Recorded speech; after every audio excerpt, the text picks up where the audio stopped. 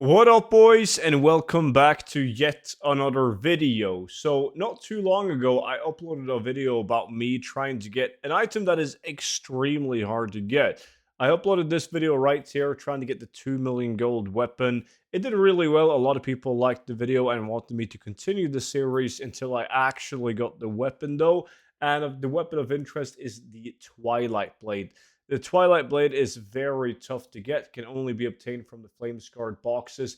The prices are also extremely high on these, but it comes with a reason. The reason being they're very hard to get. So I'm going to go ahead and do my second opening, and we'll see if we can actually get the blade. And the funny thing is that after I made that video, got a lot of views. A lot of people in my community also tried to do it. I think there was only 2 people out of everyone who tried and have tried for hours upon hours who actually got the Twilight Blade. Only one of them has managed to sell it, but it hasn't been more than, well, when I'm recording this video, like right under a week though.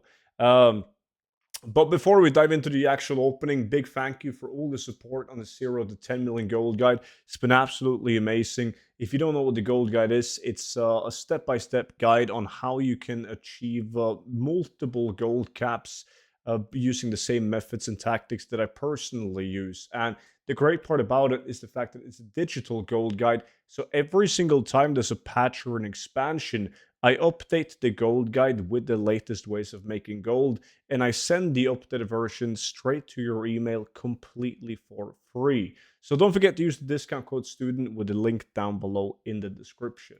Now, we're going to pop open Loot Appraiser right here, and the sad part about these boxes is that it's only the Twilight Blade that's interesting at all. Like, you can also get the Cruel Decapitator, but that one has a lot of shared appearances. So the Twilight Blade is like the holy grail, and everything else that you can get is pretty dog shit. So usually when I do openings, so typically like a lockbox opening, you have a giant loot table of possible items where, don't get me wrong, most of them are just straight up bad, but then you also have a big amount of okay items, some slightly better, and then you have a couple of items that's good, and a, a, like a very few of them that are like extremely good as well. And this one is like a hit or miss. If you don't get the Twilight Blade, you're not making any gold. The only thing it got going for itself is that when you're farming for these Flame Scar junk boxes, you can make some gold. Because while you pickpocket the mobs, as this is a rogue specific farm, and as you're pickpocketing the mobs, you can get a toy, the gnomish dice that can drop from the mobs.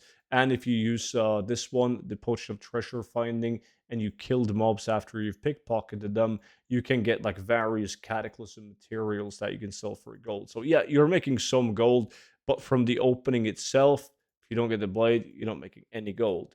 The location to farm it takes place right here in Uldum, this area. There was a lot of people in the previous video who said that they couldn't see these mobs, like these packs of mobs.